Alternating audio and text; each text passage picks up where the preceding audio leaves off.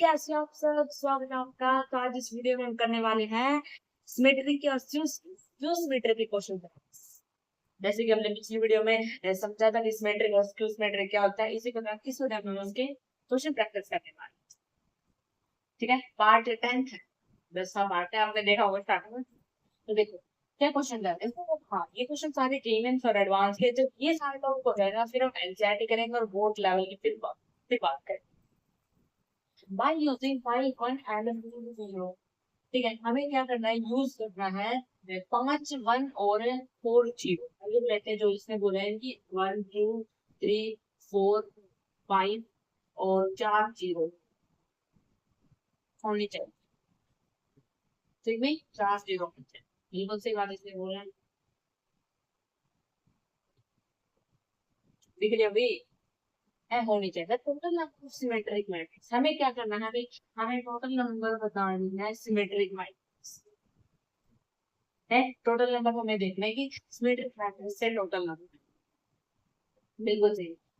तो वो जो मैट्रिक्स है वो 3 into 3 की ऑर्डर है। फिर इसने बोला है कि हमारे पास सिमेट्रिक मैट्रिक्स है जिसका ऑर्डर है 3 into 3। वो लिख लेते हैं, एज्यूम करते हैं हमारे यहाँ पे ए है, टी है, सी होगा, और फिर यहाँ पे बी होगा, यहाँ पे कितना ई होगा, एफ होगा, है यहाँ पे कितना होगा, फिर टी होगा, फिर सी होना चाहिए ना, वहां से तो यहाँ सी होगा, यहाँ पे क्या होगा, एफ होगा, यहाँ पे जी होगा, और यहाँ पे बी। इस ये एक मैट्रिक्स है, ये एक सिमेट्रिक मैट्रिक्स है, ये हमने बताया था आपको।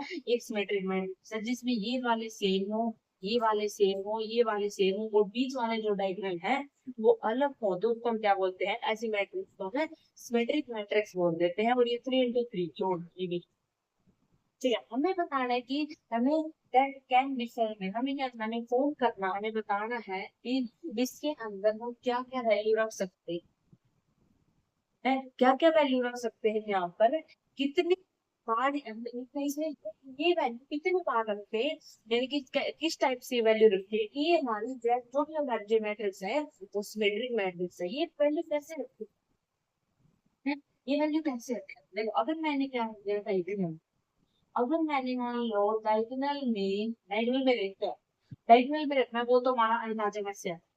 अगर मैंने डायगोनल में रखा 1 1 0, चलो पहले वन वन सारे में वन वन रखा नहीं, जैसे यहाँ वन रखा है, यहाँ वन, यहाँ वन, ठीक है। ए और ई और एफ के जगह वन वन रख दिया, तो बचा क्या, 2 वन बचे। बिल्कुल, अगर मान लो एक वन इधर आ जाएगा, एक वन इधर आ जाएगा, ठीक है, और 4 0 बच गई। बिल्कुल सही बात है, वो मैंने 3 1 इधर ले ली तो हमारे 2 1 बच गए, एक वन इधर आ जाएगा, एक वन इधर आ जाएगा। डायगोनल को छोड़ दो, डायगोनल को भूल जाओ, डायगोनल को भूल जाओ, इसको भूल जाओ। ठीक है, अगर बाई चांस मैंने ये 3 को हटा दिया, वो बच्चे कितने हमारे पास, ये बच्चे कितने बने, 6, और एक वन यहाँ पे, एक वन यहाँ पे, तो ये भी गायब हो गया वन वन का केस। ठीक है, 1 0 यहाँ, 1 0 यहाँ, 1 0 यहाँ, 1 0, क्योंकि दोनों बराबर है, दोनों बराबर है ना, बी और सी डी, ये दोनों बराबर है।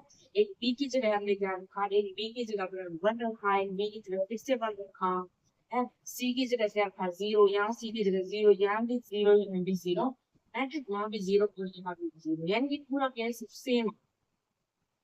और जैसे हमने ये वाला रेफरेंस रखा, तो मुझे ये बताओ क्या ये सिमेट्रिक मैट्रिक्स बन रही है, बिल्कुल बन रही है, तो अभी ये वन ओवर वन है, ये 0 वन है, ये भी 0 0 है, बिल्कुल ये बन रहे हैं, बिल्कुल ये बन रही है, तो ये वाला केस सही है। तो इसमें देखेंगे हम, ये बता रहा 3 फैक्टोरियल डिवाइड बाय में, तो फैक्टोरियल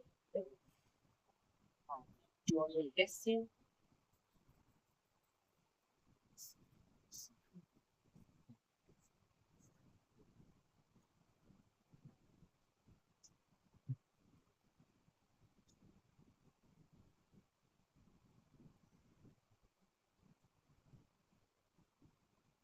3 फैक्टोरियल डिवाइड बाय में एग्जैक्टली ये वाला केस आ गया, बिल्कुल सही बात।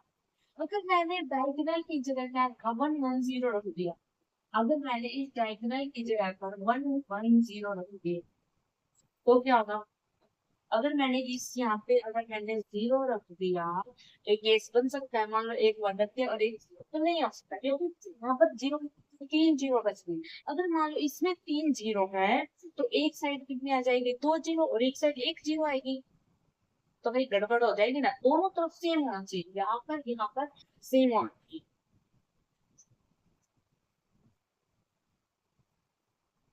है। दोनों तरफ से होना चाहिए, सेम होना चाहिए, यानी कि देखते हैं क्या था, क्या लिखा था हमने, ए बी सी था, और यहाँ क्या था, बी था, और यहाँ सी ई है ना, जी है, ये वाला। यानी कि दोनों तरफ सेम है, यानी कि यहाँ पर कितनी है, बी सी जी, और यहाँ भी क्या है, बी सी जी, तो सेम ना की। और अगर मैंने क्या था, तीन जीरो मान, तो तीन जीरो, अगर मैंने इधर दो दी तो इधर तो वन बच जाएगा, सेम नहीं बचेगा, तो ये वाला हमारा केस नहीं हो सकता। ऐसे हमें केस देखिए, ठीक है। और तुम एक केस हम क्या कर सकते हैं, मान लो डायगोनल में क्या होगा, ये सारे जीरो हो तो, ये सारे जीरो हो गए, फिर ये सारे जीरो हो गए तो एक जीरो बची, तो वही फिर लंजू केस, ये केस में नहीं हो सकता। और एक केस ये होगा, बाई चांस हम गया एक वन दो तो है, तो एक वन और दो, दो जीरो बच गई, दो जीरो हो गई, बिल्कुल से मान लो सी की जगह दो जीरो, चार वन बच गए, एक वन बी, एक वन बी, एक सी एक बी, बिल्कुल सी बात है, ये वाला केस हमारा करेगा। और ये कौन सा हो जाएगा, थ्री, तो अब ये और कौन सा केस बन सकता है, देखो एक केस इसी में बन सकता है, इसी में एक केस बन सकता है। अगर मैं इसको ये लिख सकते हैं, इसको क्या लिख सकते हैं, जीरो वन जीरो रख सकते हैं हम, है, और जीरो जीरो वन ये भी रख सकते हैं, ये हमने केस अभी दिए नहीं है, तो ये भी रख सकते हैं, केस रख सकते हैं ना ये, बिल्कुल, यानी कि तीन केस हो गए, यानी कि थ्री तो यहाँ से आ रहा है, थ्री तो यहाँ से आ रहा है, इसको सोल्व करेंगे तो कितना आएगा, तीन, और इसको सोल्व करेंगे तो कितना आएगा, तीन, और तीन केस ये, तीन केस ये अलग से, तो कितने केस हो गए भाई, तो इसको तो रिपीट नहीं कर सकते, इसको रिपीट कर सकते हैं वैसे वन दो, तो इस ये कितने केस हो गए, तीन, तो कितने केस हो गए, ट्वेंटी, यहाँ पे नाइन है, और नाइन और थ्री कितना हो गए भाई, पूरे ट्वेल्व, पूरे कितना हो गए, पूरे बारह है, पूरे कितना हो गए, बारह है। ये डायगनल वन वन वन, और ये यहाँ से थ्री है ना, है, और डायगनल यहाँ से वन जीरो, इसको अलग अलग भाषा में अगर हम आगे पीछे करके देखो तो तीन के सीट बने, तो नाइन और ऊपर से थ्री, तो टोटल इसका आंसर है 12। ये क्वेश्चन था, तो सोचने का तो थोड़ा मुश्किल था। अगर आप मेरी बातों को एक बार वीडियो पीछे जाके फिर से दोबारा देखोगे ना, आपको बिल्कुल अच्छे से समझ में आएगा, खुद प्रैक्टिस करो, फिर आए। मुझे भी एक बार भी नहीं आया था, मैंने भी दो तीन बार प्रैक्टिस की तब आया, और मैं चाहती हूँ आपको भी ऐसे क्वेश्चन करके इसमें क्या बोला है, let S be the set of all possible symmetric matrix. हम लेट कर लेते हैं कि जो एस है वो जितने भी सिमेट्रिक मैट्रिक पॉसिबल है वो सारे एस उसका, जिसका ऑर्डर 3 है, यानी कि हम कुछ भी लाइट कर सकते हैं, पिछले वाले क्वेश्चन की तरह कुछ भी लाइट कर लो, कुछ भी लाइट कर लो, A E F E F G H I, ये सिमेट्रिक मैट्रिक्स दी मैंने। वो इसने क्या बोला है, इसने बोला इसके प्लेस पर है, यानी कि चार वन है और तीन दो है और दो जीरो है। तो अब बताओ वही पिछले वाले की तरह डायगोनल के अंदर मतलब क्या क्या केस हो सकते, तो पहला डायगोनल में क्या क्या हो सकता है, मान लो हमने क्या किया, दो वन लिए और एक जीरो लिए, तो अब उस सोच करके देखो, हमने दो वन ले ली और एक इकलौती जीरो बच जाएगी ना, तो वो किस साइड आए, हमें ऐसी चीज लेनी है कि जो दोनों साइड आए वहां, यानी कि डायगोनल में मान लो हमने ऐसी चीज रखनी है जो यहाँ रखने के बाद सेम आए, यानी कि दो चीज बचे, दो जीरो तो बच नहीं जाए। अगर मान लो मैंने दो वन ले लिए और एक टू ले लिया तो फायदा है, जैसे फायदा है क्योंकि दो वन बचेंगे और दो जीरो और दो टू बचेंगे, फायदा है ये सकते हम, यानी कि वन वन जीरो ले लिया, यानी कि ये केस करेगा भाई, ये केस सही है, इसका आया three, three and three factorial divide by two, three and three total है और दो एक जैसे हैं, इस वजह से किया मैंने, ठीक है। फिर देखो फिर डायगोनल, फिर और डायगोनल में क्या लिख सकते हैं भाई, एक टू लिख सकते हैं और दो वन लिख सकते हैं, तो लिख सकते हैं। अगर फिर दो वन बचे, दो और दो जीरो बचे, यानी कि एक चीज हो गया, एक फिर यहाँ से आ गया, टू तीन तीन है और दो तीन है, यानी कि एक तीन यहाँ से और एक तीन यहाँ से। और क्या कर सकते हैं, और क्या लिख सकते हैं, तीनों वन वन नहीं लिख सकते, तीनों टू लिख दिए तो मैंने, लिख तो सकते हैं भाई तीनों को। अगर मैंने तीनों को यहाँ लिख दिए तो कितना आएगा, है तो कितने है भाई, तीन है, और सेम भी है, तीन ही सेम है, तो यानी कि आ गया वन है, ये आ गया वन। तीनों को नहीं लिख सकते हैं, तीन जीरो देन दो जीरो, यानी कि यही केस बनेगी, तो इसका आंसर थ्री सिक्स और सेवन, जो इसका आंसर है वो कितना आ जाएगा, वो सेवन इसका आंसर है। इतना ही क्वेश्चन था, सिर्फ सोचना है। ऐसे ऐसे क्वेश्चन जे मेंस में आते हैं, क्वेश्चन बड़ा लिखेगा, सोचना ज्यादा, और जो बच्चा लिखेगा कम सोचेगा ज्यादा, वही मेंस निकाल सकता है, वही एडवांस निकाल सकता है। और जो बच्चा सोचता कम है निकालता है ज्यादा, वो तो भाई बोर्ड्स निकाल सकता है बस। ठीक है, तो ये है वेरी वेरी इंपॉर्टेंट प्रॉपर्टीज। इन प्रॉपर्टीज को आपको क्या करना है, याद करना है, properties of symmetric and skew symmetric. ठीक है, याद रख लोगे, ठीक है। ए इज सिमेट्रिक इफ, अगर ये है मतलब ए कोई भी सिमेट्रिक है, उसके अंदर क्या होगा, उसके अंदर ए ट्रांसपोज इक्वल टू ए होगा, वो भी कल वाली बातें हैं, है। कल का लेक्चर अगर किसी ने नहीं देखा तो वो ये देख लो।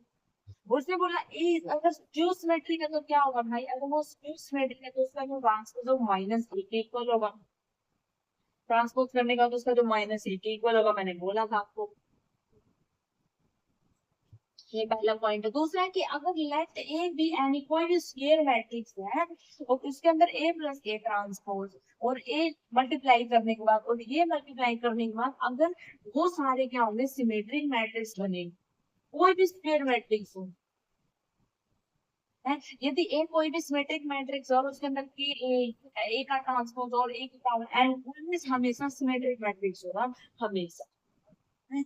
और इस ए इज स्क्यू सिमेट्रिक, कोई भी ए है वो स्क्यू सिमेट्रिक है, तो उसके अंदर क्या होगा, ए की पावर जो एन है वो सिमेट्रिक मैट्रिक्स हो, और तभी होगी जब एन इवन होगा, और स्क्यू सिमेट्रिक कब होगी, जब एन ओड। समझ के, बस आप प्रॉपर्टीज लिखो और आपको ये याद करनी है। ए ए बी प्लस बी है तो वो सिमेट्रिक मैट्रिक्स होगी, और माइनस होता है तो वो स्क्यू सिमेट्रिक मैट्रिक्स। ठीक है, ए अगर सिमेट्रिक मैट्रिक्स है तो ये आएगा, और स्क्यू है तो माइनस आएगा। अगर ए स्क्वायर मैट्रिक्स है, अगर ये सारी चीजें मिल जाती तो वो सिमेट्रिक मैट्रिक्स होंगी, है। अगर ये सारी ऑलवेज है तो ये भी सिमेट्रिक हो जाएंगी। अगर स्क्यू सिमेट्रिक है तो सारी वो क्या होंगी, ए की पावर अगर एन है तो वो होगी सिमेट्रिक, और उसमें जो एन है वो इवन होगा। अगर आप याद रखो, अगर एन इवन है तो सिमेट्रिक होगा, अगर एन ओड है तो सिमेट्रिक होगा। जनरली अगर बीच में प्लस है तो वो मेट्रिक, और माइनस हो तो स्क्यू सिमेट्रिक। तभी मैंने आपको बताया था, अगर आपको सम ऑफ सिमेट्रिक और स्क्यू सिमेट्रिक बताया तो उसका फॉर्मूला क्या होता है, याद करो भाई, 1/2। याद करो था, बताओ, कल बताया था मैंने, अगर नहीं देखा तो उस वीडियो को जाकर देखो, मैं दोबारा नहीं बताऊंगी, कल बहुत बार बताया। Thank you for this video, बने रहिए आप हमारे साथ, ऐसे बने रहिए, ऐसे देखते रहिए। आज मैंने दो क्वेश्चन प्रॉपर्टीज करवाई हैं, तो मुझे बाहर जाना पड़ेगा, सॉरी भाई, थोड़ा सा कम काम कर लो आज। वो प्रॉपर्टी याद करना, जैसे वो क्वेश्चन है वो थोड़ा मुश्किल क्वेश्चन था, तो आज के लिए इतना ही भाई, देख लेना, छोटी वीडियो है बट अच्छे कॉन्सेप्ट है और अच्छा समझ। ठीक है, तो थैंक यू, और स्माइल प्लीज।